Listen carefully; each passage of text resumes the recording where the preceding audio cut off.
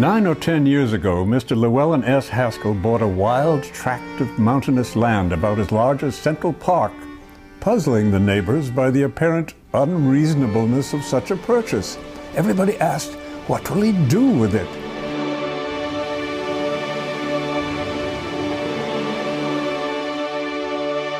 Hi, I'm Bill Westheimer, and this is Bill Davis, a new resident to the park and a filmmaker and director of our new film, The Secrets of Llewellyn Park. So why do we call it Secrets? Well, Llewellyn Park has a lot of secrets. One of the secrets that we're researching as we shoot the film is the truth about the house that was a part of the Underground Railroad. And there's been a legend that there was a tunnel under the house. Well, in the course of researching for the film, we found the tunnel. You never knew this was here? We never knew about it. Why would this have been built? There might be an opening in the house, there might be a side tunnel to a house. If it comes out of the house, the high likelihood it was used for people getting in and out. I'm just an engineer, but this excites me. My name is Joe Cassini. I've been a resident of Llewellyn Park for almost 60 years, and I love classic cars. The car has to have eyeball appeal to me. It has to lift my skirt, so to speak. It's very fitting for this car to reside here because this carriage house was built at the turn of the century, and this is a 1934 Packard.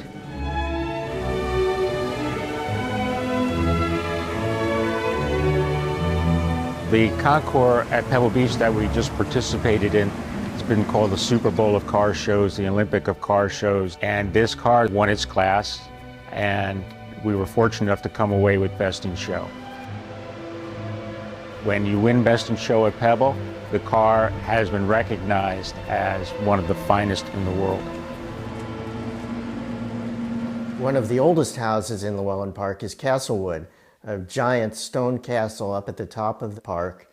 Now it's owned by Meredith and Anthony Ferrara. Anthony Ferrara told us about an incident that happened to him in which he came face to face with the history of the castle. One Sunday afternoon, I was at the front of the house, and this elderly man pulled up and asked me if I knew where the house called Castlewood was. And I said, well, you're right in front of it. And he said, my grandfather used to tell us a story when we were kids about living in the house for a couple of months. And he remembers being up in a big room overlooking New York during the big celebration after the Civil War, and fireworks were going off. And he remembers seeing the name Castlewood in the stained glass. And this is the window. He said, boy, we used to think grandfather was crazy, but now we know that the story is true. We're in Bill and Lisa Westheimer's house, which was actually a stable 100 years ago. This house used to be the carriage house to a large estate owned by John Burke, and his beautiful young daughter, Mabel, went out for a carriage ride one day, overturned the carriage, and died. The groom who had hitched the horses to the carriage felt guilty about the accident. And some say that his spirit still haunts this house. I just remember waking up in the middle of the night, just seeing this young man dressed in riding breeches, bending over the bed, looking at me very curiously. The minute we made eye contact, he went and disappeared. The thing that strikes me is that you look like Mabel Burke. That's the whole trouble. I don't want to know that. Well, what Peggy said to me, just tell him that you're Mabel and that you forgive him and maybe he'll go away. And I'm like, I'm not going to lie to a ghost.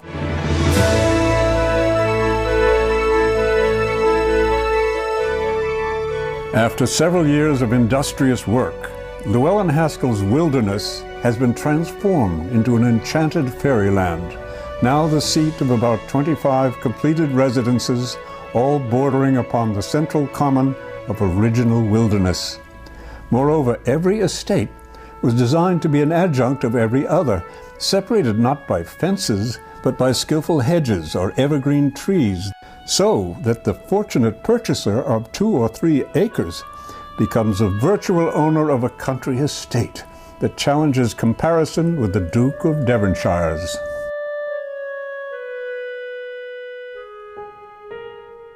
Once upon a time in Llewellyn Park, a big deal was made of Halloween. And they wanted to know if we wanted to go down and see Mr. Edison. Well, I didn't know who Mr. Edison was.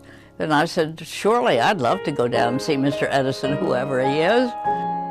He was an old man sitting in a rocking chair in his foyer. He always gave us a gold piece, which my mother took home and put away. And he had this big horn sticking out of his head, about 12 inches of horn, and I couldn't figure out what this horn was sticking out of his ear for.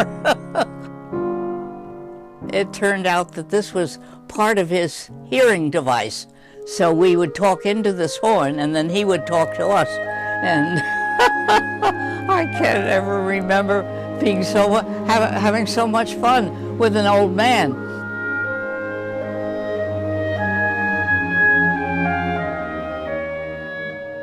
Those are just a few of the secrets of Llewellyn Park. There are many more, many that we are in the process of filming or haven't filmed yet. And if you have family films dating from the 20s, 30s, 40s that were shot in Llewellyn Park, please let us know. If you have family stories that you want to share with us, we'd love to hear them. Thank you for your interest, for your participation, and we look forward to seeing Secrets of Llewellyn Park together with you.